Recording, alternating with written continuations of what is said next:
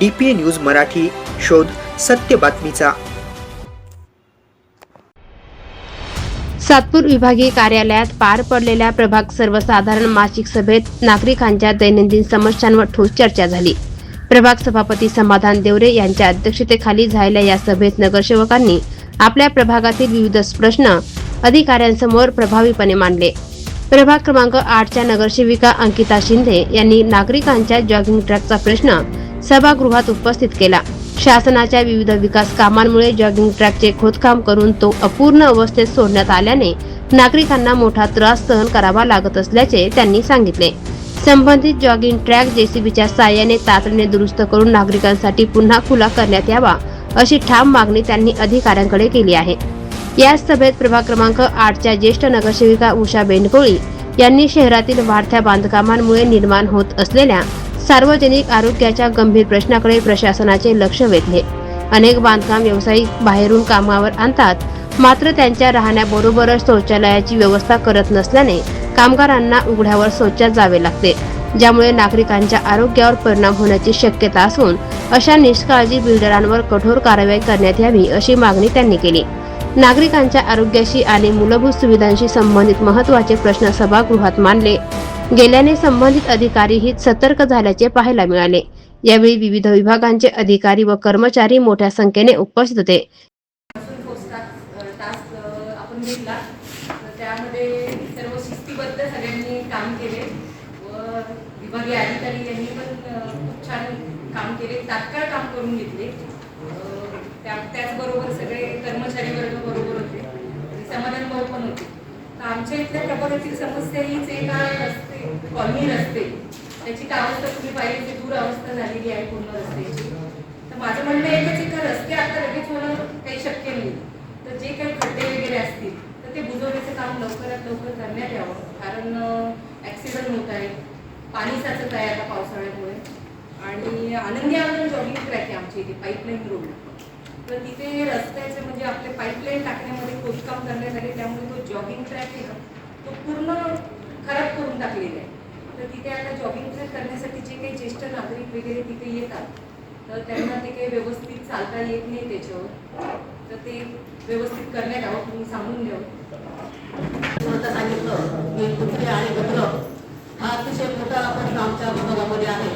कारण गेल्या काही वर्षापासून आपण काही टेंडर देत असतो कुठे सोडण्याची, महापालिका सोडण्याचे काही टेंडर देत असतात का?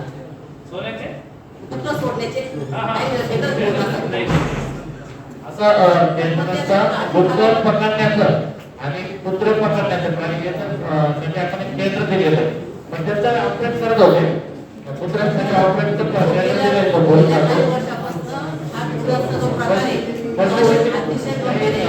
वैद्यकीय विभागामध्ये हे कुत्रे घेऊन जातात. आतापर्यंत काढला त्याचा ऑपरेट करून त्याला परत की जे कुत्रे किंवा अग्रेसिव्ह असतात स्टोरेजसाठी ठेवणार आहोत. त्याचं काय झालं म्हणजे पशुवैद्यकीय अधिकारी पण बोलतील आणि जे कुत्रे असे असतील त्यांना आपण डायरेक्ट परत आणून ठेवणार आहे. कारण ज्यावेळेस आपण करत असतो त्याचे जे फळ जे असतात ते स्वतः खात असतात आणि ज्या ठिकाणी बांधकाम चाललंय त्या बांधकामाच्या ठिकाणी आपण जे वॉशरूम लोक ठेवत असतात किंवा त्याची जिम ठेवत असतात यांना कुठल्याही सगळ्याची सोय नसते आणि ते लोक अक्षरशः उड्या बसत असतात. माने साहेब तुम्हाला एक प्रश्न विचारते, जो श्रीजीचा प्लॅन चालू आहे श्रीजीचा मध्ये माझ्या गाच्या त्या ठिकाणी त्या माणसाचे 9 ते 10 लोकांचे घर आहे त्या ठिकाणी बांधले, त्या लोकांना कुठे शौचालय बांधले नाही त्याने आणि लोक खूप लवकर राहतात ते लोक.